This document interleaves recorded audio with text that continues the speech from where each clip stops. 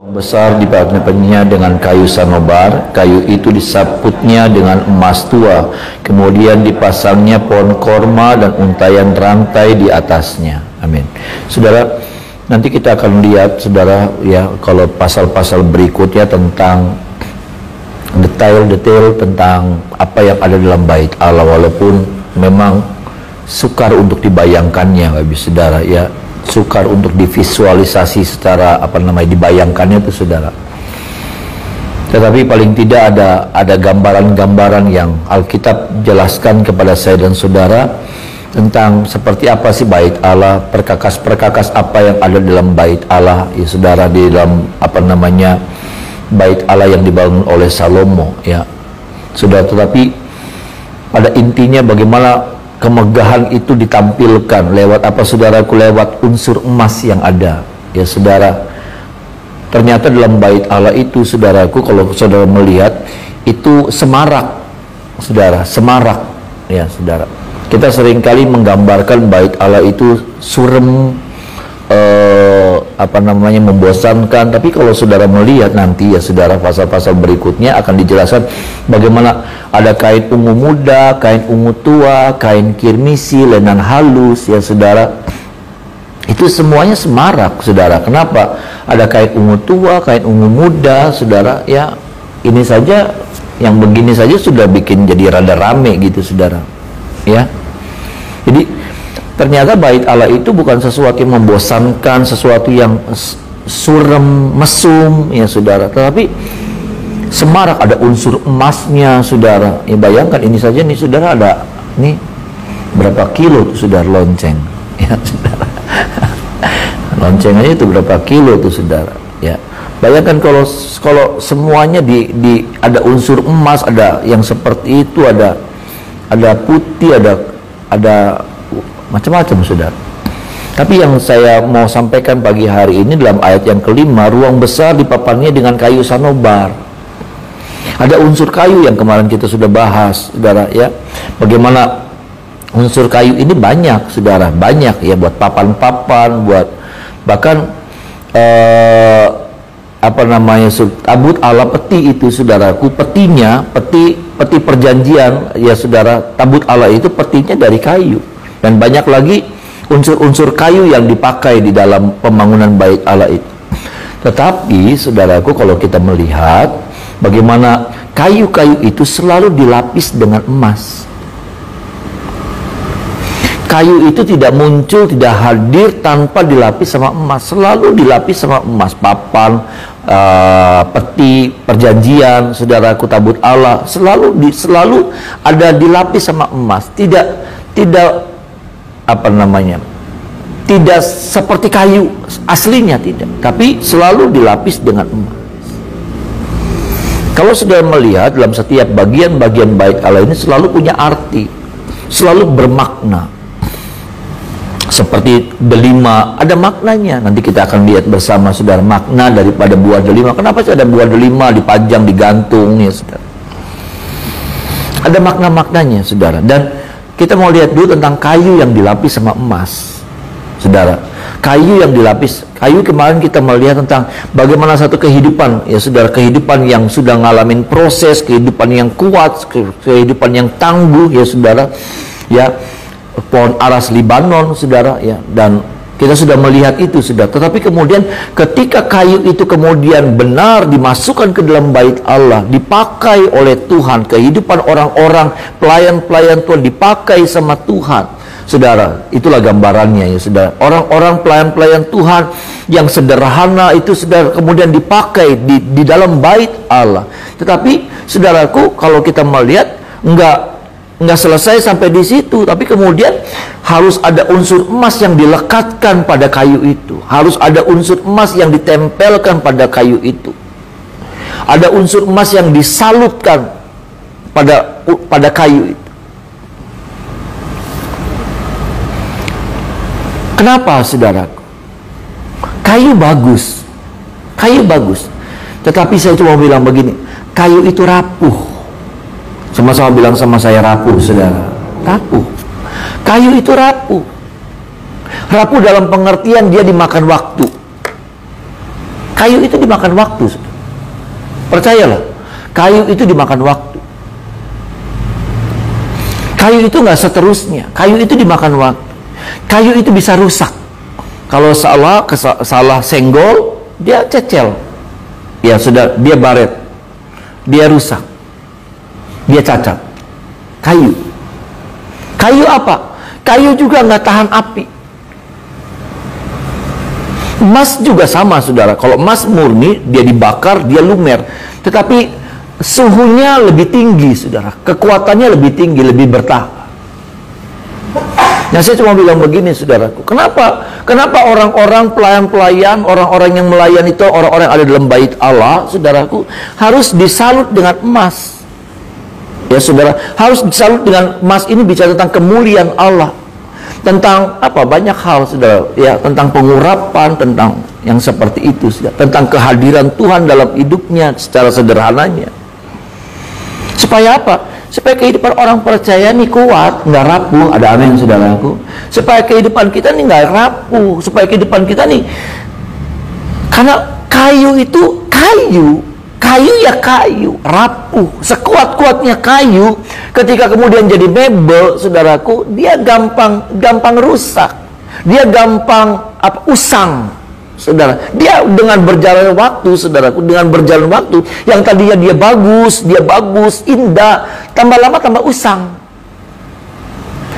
Dengan berjalannya waktu, kayu itu tambah lama tambah nggak kuat. Apalagi kalau sampai dia dihajar sama api, saudara. Dia dihantam sama api, wah, kebakar, rusak, dia gosong, jadi arang, jadi hilang keindahannya. Nah, berapa banyak kali kehidupan kita ada banyak anak-anak Tuhan, dengan berjalannya waktu, saudaraku, jadi apa? Jadi usang, jadi hilang keindahannya, jadi hilang ketahanannya, jadi berubah setianya, berubah ketaatannya, berubah penundukan dirinya, berubah. Kenapa, saudaraku?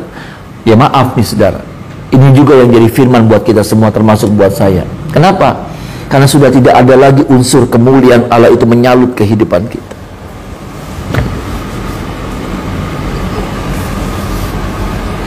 Unsur kemuliaan Allah ini sudah nggak begitu kuat hadir dalam hidup kita. Kenapa? Ya, kita yang menjauh dari hadirat Tuhan. Kita yang seringkali jadi punya jarak sama Tuhan. Kenapa? Karena ketika kita menempel sama Tuhan, seperti Yohanes pasal 15, aliran-aliran kemuliaan Allah, kekuatan Allah, berkat Allah itu mengalir buat saya dan saudara. Ada amin, saudara. Seperti pokok anggur tuh, saudara. Nah, kehidupan kita nih, saudara, kalau mau tidak rapuh, kalau mau kuat, kalau mau bisa bertahan, kalau mau tidak mudah rusak, kalau mau bertahan, ketika ada api ujian datang dalam hidup saya dan saudara. Saya tidak tahu api apa yang sudah hadir dalam hidup saudara tahun ini, tahun kemarin.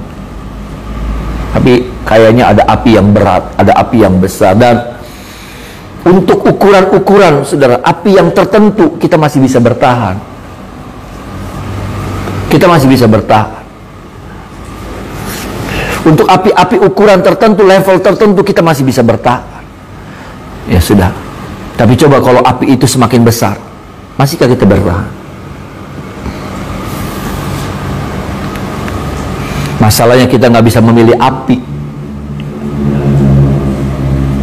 Kita nggak bisa memilih api.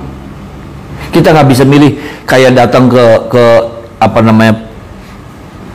toko, lalu kemudian milih yang kayak gini aja, ya, beli Petromak baik, beli Cempor aja. Enggak. Kita kadang-kala nggak bisa memilih untuk hal yang seperti itu. Dan satu saat tiba-tiba ada datang sebuah api yang besar melanda kita, yang berusaha untuk menghanguskan, merusakkan kehidupan kita. Tapi sebetulnya itu adalah sebuah api ujian buat saya dan saudara. Bisa bilang amin, saudara. Api ujian. Makanya apa? Kayu itu harus disalut sama emas. Kayu itu harus ditutup sama emas supaya kuat. Kemuliaan Tuhan, hadirat Tuhan, saudaraku, ya, saudara, apapun, saudaraku, ya, pengurapan Tuhan dalam hidup seseorang, saudara, bukan untuk supaya dipamer-pamerkan, bukan untuk supaya saya bukannya tidak setuju, saya setuju, saudara, orang berbahasa roh, orang berkarunia, saya setuju, saya sangat setuju, saya tidak anti yang seperti itu, tetapi saya melihatnya sebagai hamba Tuhan. Apalah artinya kita bisa memanifestasikan segala sesuatu, tapi kemudian apa? Di dalamnya kehidupan kita jadi satu kehidupan yang rapuh sebetulnya. Yang kalau kena api sedikit udah kecewa, nanti kena apa sedikit marah, nanti kena apa sedikit nanti jadi patah semangat, nanti begini jadi hilang penundukan dirinya. Bukankah itu esensi daripada kekristenan sebetulnya? Tentang kesetiaan, tentang ketaatan, tentang kesabaran, tentang buah-buah roh. Buah roh, saudara. Ya, sudah. Ini yang sama-sama kita mau lihat, saudara. Supaya apa? Supaya kehidupan kita mengerti betapa pentingnya, saudaraku, kemuliaan Allah, hadirat Tuhan itu, saudaraku, ya, saudara, kemuliaan Allah itu boleh menyalut kehidupan kita, hadir selalu tiap-tiap hari. Bisa bilang amin, saudaraku. Hadir selalu, sehingga apa? Sehingga ketika pun hari ini ada api datang dalam hidup saudara, saudara tetap kuat. Ada amin, saudaraku. Engkau nggak berubah warna, engkau nggak berubah bentuk, engkau nggak berubah sama sekali, engkau tetap sama. Ada amin, saudaraku. Ya, api itu merubah warna, merubah keindahan, bahkan nanti berubah bentuk pada akhirnya.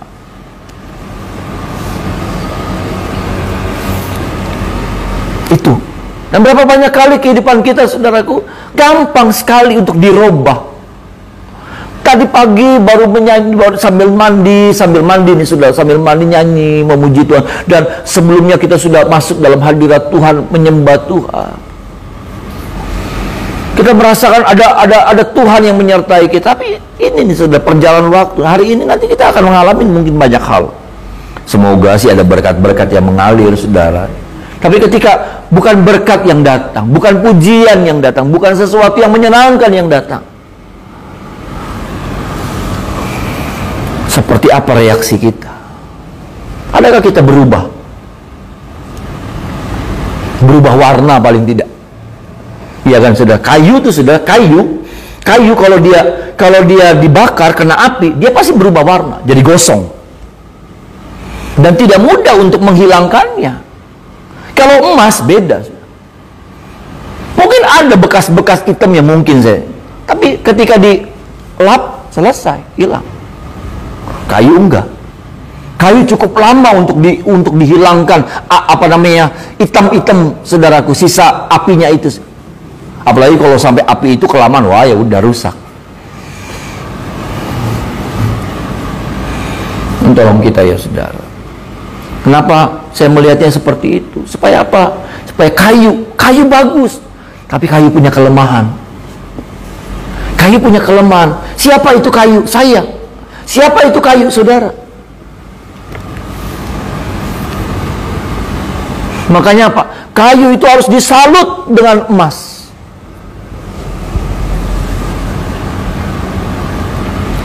Supaya kita bertahan melewati apapun juga. Ada amin, saudara. Melewati masa, melewati waktu, melewati apa saja.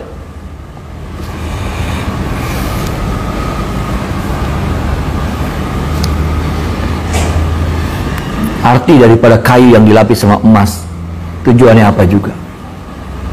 Tujuan yang kedua adalah apa? Supaya kalau ada apa-apa, kalau sampai kayu ini dipuji, bukan kayu ini yang dipuji. Ya, saudara, bukan kayu ini yang, makanya apa? Ada firman bilang ini, dia harus semakin bertambah-tambah, ku harus semakin berkurang-kurang. Artinya begini, kalau kita bisa hadir di dalam bait Allah, dan kita menjadi alat di dalam bait Allah, biar Tuhan saja yang dimuliakan lewat hidup kita. Ada amin, saudara. Bukan kayunya udah nggak kelihatan. Kayunya nggak kelihatan, emasnya yang kelihatan. Sehingga kita nggak bisa memuji diri kita. Sehingga kita nggak bisa berkata, karena saya tuh, karena saya. Itu bisa maju tuh karena saya. Ini begini salah saya. Itu karena saya. Karena Tuhan yang bekerja dalam hidup kita. Ada amin, saudaraku. Karena Tuhan yang mengizinkan kita untuk bisa berbuat sesuatu di dalam bait Allah. Tuhan mau kita punya karakter seperti itu. Tuhan mau kita punya sikap yang seperti itu. Makanya apa? Kayu itu dilapis sama emas, supaya bukan kayu nanti yang tampak. Dan kayu bisa berkata, saya nih, ya karena saya. Enggak. Tapi karena Tuhan yang bekerja dalam hidup saya. Ada amin, saudara. Beda, saudara. Sayanya ada, tapi saya tanpa dilibatkan Tuhan, tanpa Tuhan terlibat dalam hidup saya bukan siapa-siapa. Itu loh, saudara, artinya. Saya memang ada di dalamnya, tapi tanpa Tuhan berkarya dalam hidup saya tidak ada artinya apa. Itu, saudara, ya. Biar kira firman ini boleh mengingatkan kita ini rapuh. Makanya digambarkan hanya kayu kita. Kita bukan digambarkan perak, kita bukan digambarkan seperti apa. Ya, kita ini kayu. Ya, sekali lagi, kayu apa? Kayu itu apa? Kayu itu nggak bertahan sama waktu. Ya, kayu nggak bertahan sama waktu. Kayu itu bisa pudar, kayu bisa berubah, kayu bisa menyusut. Saudara, kayu bisa menyusut, saudara. Ukurannya segini, coba kalau saudara lihat pintu ya, saudara. Ya, pintu. Nanti kadang-kadang kalau lagi musim panas, musim hujan, nanti jadinya rada angel tutupnya gitu. Menyusut, berubah bentuk, berubah. Itulah kayu. Dan kayu nggak tahan sama api. Kayu nggak tahan sama ujian, nggak tahan. Kayu juga nggak tahan sama air. Kayu juga nggak tahan sama berkat. Kalau sudah lihat, ya. Kayu direndam di itu, saudara, kelamaan terus-terusan, busuk dia. Makanya apa? Kayu ini mesti dilapis, disalut sama emas. Jadi kuat. Jadi bisa bertahan lama. Sudah. Ini bagian yang pertama, sudah. Bagian yang kedua, Bapak Ibu Saudara, kita melihat tetap pada ayatnya yang kelima. Sama-sama kita baca lagi ayat yang kelima, saudara. Ayat yang kelima, 1, 2, 3. Ruang besar dengan kayu sanobar, kayu itu disaputnya dengan emas tua, kemudian dipasangnya pohon korma dan untaian rantai di atasnya. Saudara, tadi kita sudah singgung tentang pohon korma, yes. Pohon korma, ya, saudara. Kalau kita melihat, Bapak Ibu Saudara, ya, ada pohon korma, dan kalau sudah melihat, Bapak Ibu Saudara, pada ayat yang ke-15 dan 16, Bapak Ibu Saudara, coba kita sama-sama baca ayat yang ke-15 dan ayat yang ke-16, Bapak Ibu Saudara. Sama-sama kita baca, 1, 2, 3. Di depan rumah itu dibuatnya 2 tiang yang tingginya 35 hasta dengan ganja di kepalanya masing-masing setinggi 5 hasta.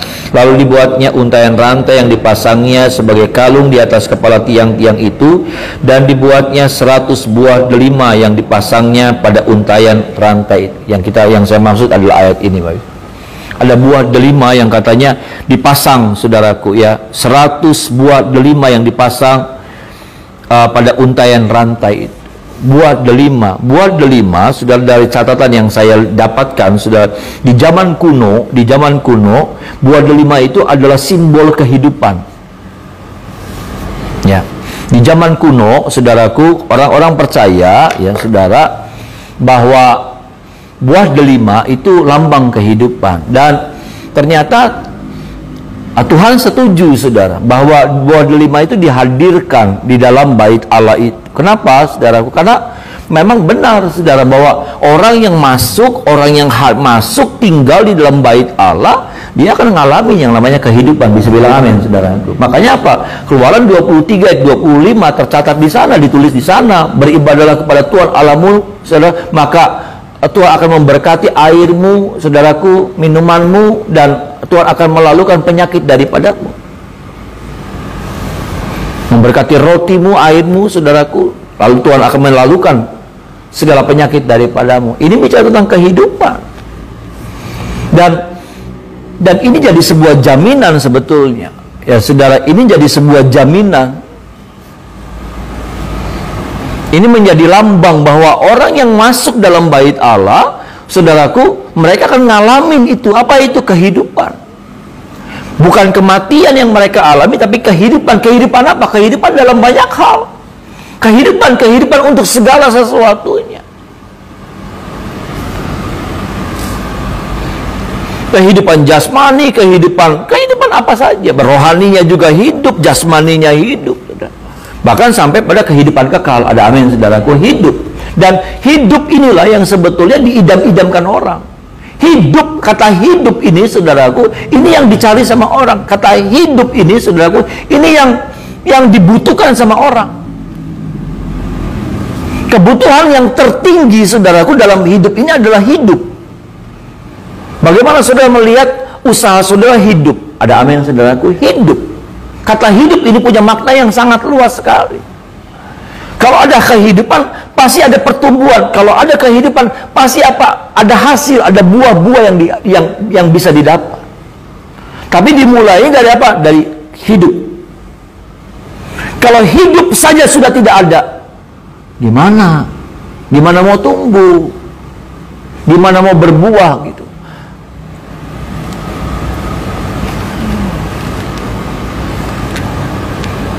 Tuhan lagi mau bilang sama kita. Makanya apa saudaraku? Ada banyak orang-orang yang nggak ngerti. Ada banyak orang-orang yang nggak tahu apa sih beribadah.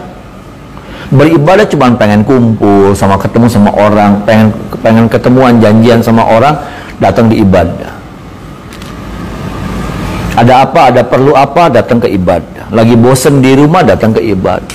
Belum menjadikan sebuah ibadah rumah Tuhan itu jadi sebuah kebutuhan. Kita pengen ketemu sama Tuhan.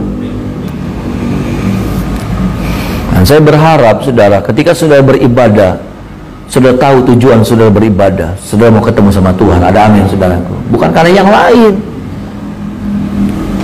Bukan karena yang lain. Tapi karena saudara mau ketemu sama Tuhan. Kenapa? Waktu saudara ketemu sama Tuhan, saudara dapatkan hidup itu. Ada amin saudara. Saudara dapatkan buah delima itu.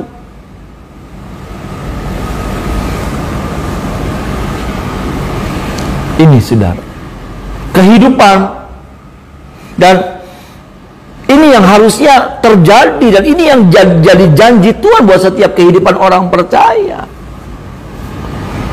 Bahwa orang yang percaya, yang datang, yang beribadah kepada Tuhan, yang mencari Tuhan, bahwa dia akan dapatkan ini buah delima.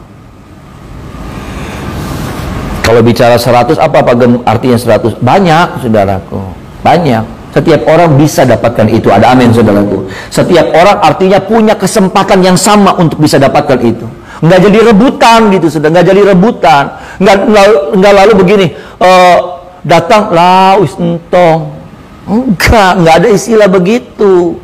Artinya apa? Berkat itu yang Tuhan sediakan limpah buat kita. Ada amin saudaraku. Bukan orang yang datang ke bait Allah beribadah lalu kemudian lah udah diambil sama orang itu. Oh, diambil sama orang itu, saya sih nggak dapat. Yang membuat saudara nggak dapat, kenapa saudara? Karena saudara salah beribadah. Yang membuat saya dan saudara nggak dapat adalah karena saya salah. Salah tujuan saya, salah motivasi saya. Tapi selama saya benar, punya tujuan yang benar, punya motivasi yang benar, dan ingat juga punya cara yang benar beribadah. Kenapa? Karena ada banyak orang-orang saudaraku kalau beribadah masih asal-asalan. Beribadah tuh masih asal-asalan. Beribadah tuh pakarep dewek. Beribadah nggak serius, beribadah nggak konsen, beribadah mainan, beribadah ngobrol, beribadah waktu saatnya memuji Tuhan, nggak memuji Tuhan. Waktu dengar firman Tuhan, mainan HP. Jadi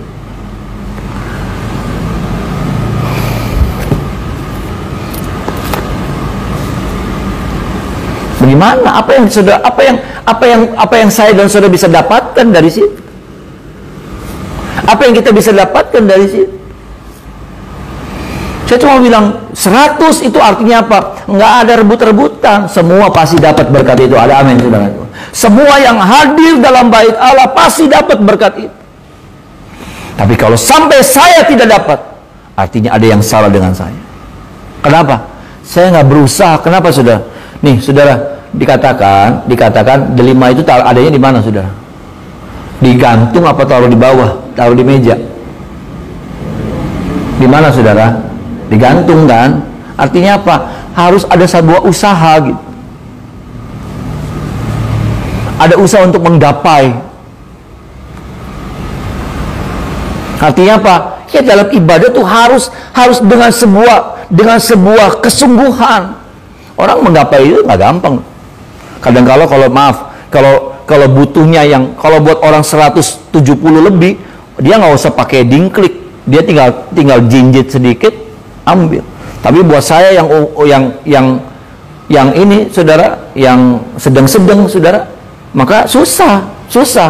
Saya mesti cari bangku, saya mesti cari apa untuk ini gambarannya, ya, saudara. Ini hanya gambaran saja, ini gambaran. Bukan berarti dalam bait Allah Salomo itu ada orang-orang yang kayak gitu. Enggak, bukan, saudara. Saya cuma lagi ngegambarin aja, ya, ngegambar bahwa itu tuh perlu kalau saya yang begini, saya mesti apa? Saya mesti minta tolong orang untuk gendong saya dan atau apalah. Artinya apa? Ada sebuah usaha, ada sebuah kesungguhan untuk saya bisa dapatkan delima itu. Enggak cuma diem, ya. Enggak cuma diem. Maaf nih, saya suka sebel kalau ada orang-orang kalau nyanyi begini. Nggak sopan. Saya datang ke wali kota. Wali kota lagi ngomong, ya, yang lain lihat saya begini. Sudah ketemu ngobrol sama orang, ketemu sama teman atau sapa, lalu orangnya begini. Nggak sopan. Maaf nih, saudara, ya.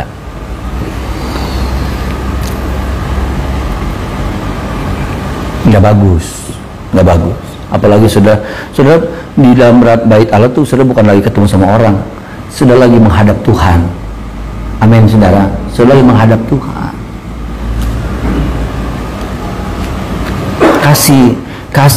Kasih sikap yang baik. Tunjukkan sesuatu yang bagus. Saya hamba Tuhan, saya gembala. Boleh dong saya sampaikan ini. Kenapa? Supaya ibadah saudara nih nggak pulang dengan tangan kosong. Kenapa? Terlalu banyak, saudara. Terlalu banyak orang yang datang ibadah tapi pulang dengan tangan kosong. Nggak bawa apa. Nggak bawa tuh kehidupan. Akhirnya apa? Yang ada apa? Kematian. Kalau saudara nggak dapat kehidupan, yang saudara dapatkan kematian. Ini mati, bahagia mati, ini begini mati. Nah, bagaimana saudara mengusahakan setiap saudara beribadah, bukan cari delimanya, bukan cari buah delimanya, tapi dengan sikap yang benar, saudara pasti dapatkan buah delima itu. Ada amin, saudara. Apa itu? Kehidupan. Jadi waktu saudara pulang nih, saudara, ya, saudara akan pulang dengan sukacita, dengan sebuah kepastian. Kenapa? Karena dalam hidup saudara sudah dapatkan itu buah delima. Saudara pulang, saudara bawa dimanapun, kemanapun saudara pergi, kehidupan itu menyertai saudara. Ada amin, saudara. Kehidupan itu ada dalam hidup saudara. Saudara mau kemana saja, di tempat-tempat yang sukar sekalipun, asal kehidupan itu ada dalam hidup saudara. Jangan takut. Itu, saudara, buah delima. tolong kita ya saudara, supaya ini kita bisa mengerti, sehingga ibadah kita bukan lagi dikerjakan asal datang, yang penting datang. Enggak kan? Ya, setelah saudara datang kan, setiap siswa sekolah datang, semua datang. Tapi ada siswa-siswa yang perhatian, ada siswa-siswa yang rajin, ada siswa-siswa yang yang malas-malasan, yang nggak konsen. Dan apa saudaraku, nggak cuma sampai didatang lalu kemudian nilainya sama, iya kan saudara? Nilainya kan nggak akan sama. Datang, saya datang, tapi nilainya jadi nggak sama. Ada yang bagus, ada yang jelek, ada yang jelek banget. Kenapa? Sikap yang akan menentukan seperti apa orang itu dapatkan hasil. Sama dalam ibadah juga. Ketika engkau dan saya berusaha untuk kasih yang terbaik, dengan sikap yang terbaik, waktu saatnya memuji Tuhan, engkau paksakan, walaupun ini pikiran masih ngawur-ngawur, tapi engkau paksakan. Kita tuh masih kayak gini, saudara, jemaat Tuhan di sini nih, masih kalau disuruh baru angkat tangan, ekspresif sih saudara. Tuhan tuh suka sama yang kita kalau ekspresif tuh saudara, ya, nggak usah diajar. Makanya kemarin Ariel sampaikan tentang Caleb, saudaraku, Caleb, ya saudara, itu anjing nggak usah diajar, saudara. Anjing nggak usah diajar untuk dia antusias kalau ketemu tuannya, nggak perlu. Dia antusias, saudara. Dia antusias kalau ketemu sama tuannya. Terus kalau saya naik nih, saudara, naik ke atas nih, datang pagi, itu yang namanya Elmo nih, saudara. Dia lagi ngantuk-ngantuk, saudara. Ambil kayak ulet bulu tuh, saudara. Ambil ekornya goyang-goyang. Ekspresif. Jadi kalau ketika engkau harus angkat tangan, yang lain nggak angkat tangan, nggak apa-apa. Yang lain ketika orang lain nggak, nanti kadang-kadang baru amin, saudara, amin. Ekspresif.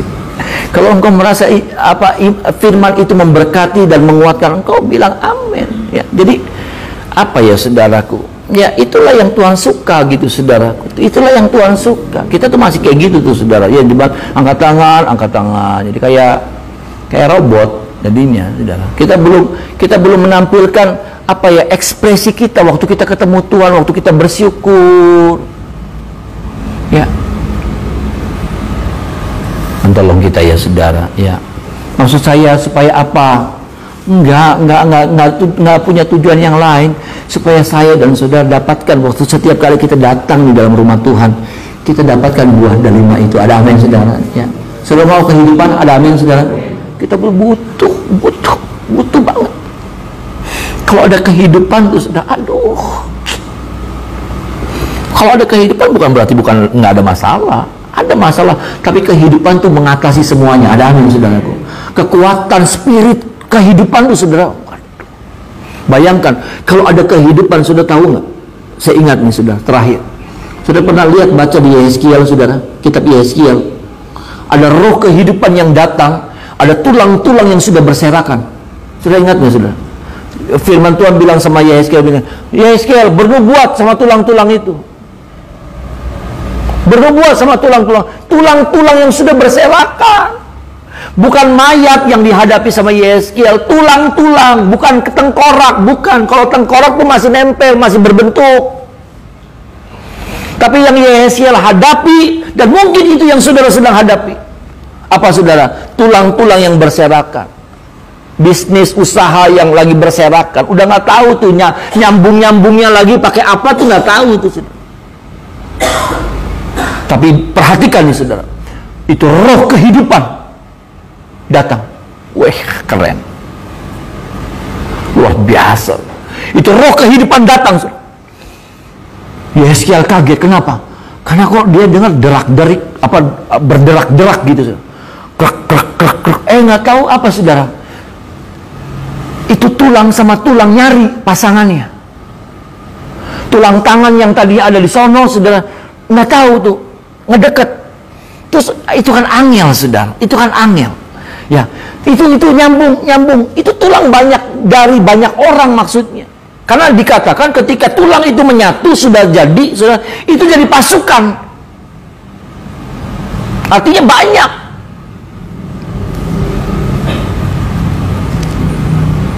Bayangkan saudara, tulang-tulang itu kemudian apa? Nempel satu sama lain, jadi tengkorak. Artinya kepala nempel semuanya sama kaki sampai telapak. Lalu kemudian nggak berhenti sampai di situ. Itu tuh roh kehidupan tuh. Itu tuh kehidupan, berkat kehidupan tuh saudara. Apa yang terjadi? Lalu kemudian keluar urat-urat katanya. Berarti ya saudara, saya harap saudara nangkep nih saudara, jangan kekederan, ya kekederan. Tapi ini nih saya mau bilang, ini nih kata-kata firman saudara yang bisa terjadi dalam hidupmu juga. Ada amin saudara. Yang bisa terjadi dalam hidup saudara juga. Ini bukan cerita dongeng. Ayat ini ada muncul supaya apa? Kita yang lemah, kita yang melihat di depan kita kehidupan kita yang seperti tulang yang sudah berserakan. Tapi kalau ada roh kehidupan, pasti dipulihkan sama Tuhan. Itu keluar urat, otot, lalu kemudian keluar daging katanya saudara. Daging menyalut kemudian apa saudara? Nggak sampai di situ, kulit nutup. Jadi utuh lagi. Itu tuh saudara, kalau ada roh kehidupan. Dia kiranya setiap kali kita datang kepada Tuhan, setiap kali kita beribadah tiap pagi nih saudara. Saya sih rindu sudah pulang, sudah bawa buah delima itu. Ada amin saudara. Ya, bawa buah delima itu. Aja tuh buah delima, terus kimi buah itu. Bukan. Tapi artinya apa? Roh kehidupan itu sudah dapatkan. Berkat kehidupan itu sudah dapatkan. Sehingga apapun yang saudara hadapi, nggak takut. Ada roh kehidupan yang menopang saudara, menyertai saudara. Mari kita menyembah Tuhan.